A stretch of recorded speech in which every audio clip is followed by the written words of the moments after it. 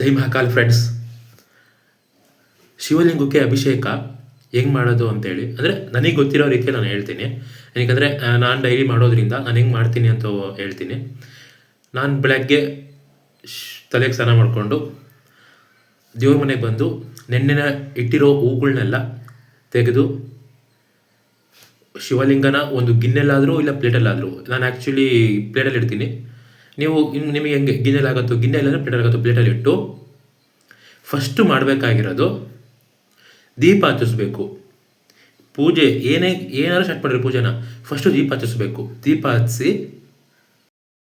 ಹಚ್ಚಾದ್ಮೇಲೆ ಶಿವಲಿಂಗಕ್ಕೆ ನೀರು ಇದ್ದು, ಅದಾದಮೇಲೆ ಹಾಲಿನಿಂದ ಅಭಿಷೇಕ ಮಾಡಿ, ಅದಾದಮೇಲೆ ಮೊಸರಿನಿಂದ ಅಭಿಷೇಕ ಮಾಡಿ ಇಬ್ಬರು ದೇವರಿಗೆ, ಅದಾದಮೇಲೆ ತುಪ್ಪ, ಅದಾದಮೇಲೆ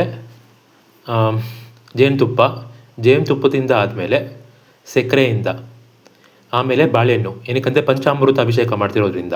ಅದಾದಮೇಲೆ ನಾವು ಒಂದು ಸತಿ ಆ ಪಂಚಾಮೃತದ ಅಭಿಷೇಕ ಆಗಿರೋ ಶಿವಂಗೆ ಆರತಿ ಎತ್ತಿ, ಅದಾದಮೇಲೆ ಮತ್ತೆ ಋಣೆ ತೆಗೆದು ಕ್ಲೀನಾಗಿ ನೀರು ಒಯ್ಕೊಂಡು ಅಭಿಷೇಕ ಮಾಡಾದಮೇಲೆ ಅಪ್ಪನ್ನ ಕ್ಲೀನಾಗಿ ಚಿಕ್ಕ ಮಗು ಥರ ಒರೆಸ್ಬೇಕು. ಒರೆಸಾದ್ಮೇಲೆ ಅಪ್ಪಂಗೆ ಭಸ್ಮದಿಂದ ಅಲಂಕಾರ ಮಾಡಿ, ಅದಾದಮೇಲೆ ಹೂವಿಡಬೇಕು. ಶಿವಂಗೆ ಹೂವು ಇಡ್ತಾ ಇದ್ದರೆ ಅದೆಷ್ಟು ಚೆಂದ ಕಾಣಿಸುತ್ತೆ ನೋಡಿ. ನಂಗೆ ತುಂಬ ಇಷ್ಟ ಈ ಹೂವು ಬಿಡೋದು ಶಿವಂಗೆ.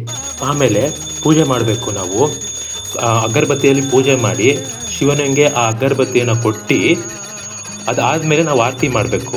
ಆರತಿ ಆದಮೇಲೆ ನಾವು ಶಿವಂಗೆ ಬಾಯಿನ ಇಟ್ಟಿದ್ದೀನಿ, ನೀವು ಯಾವುದಾದ್ರೂ ನಿಮ್ಮ ಕೈಯಲ್ಲಿ ಆಗೋಷ್ಟು ಹಣ್ಣು ಇಡ್ಬೋದು. ಈ ಥರ ಶಿವಲಿಂಗಕ್ಕೆ ಪಂಚಾಮೃತಗಳಿಂದ ಅಭಿಷೇಕ ಮಾಡೋದು. ಎಷ್ಟು ಜನಕ್ಕೆ ಪಂಚಾಮೃತಗಳಿಂದ ಅಭಿಷೇಕ ಮಾಡೋಕ್ಕಾಗಲ್ಲ ಅನ್ನೋರು ನೀರಿನಿಂದ ಕೂಡ ಅಭಿಷೇಕ ಮಾಡ್ಬೋದು, ಏನೂ ತೊಂದರೆ ಇಲ್ಲ. ಅವನು ಬೋಲಾಶಂಕರ. ನಮ ಪಾರ್ವತಿ ಪತೆಯ ಹರ ಹರ ಮಹಾದೇವ ಶಂಭೋ ಶಂಕರ.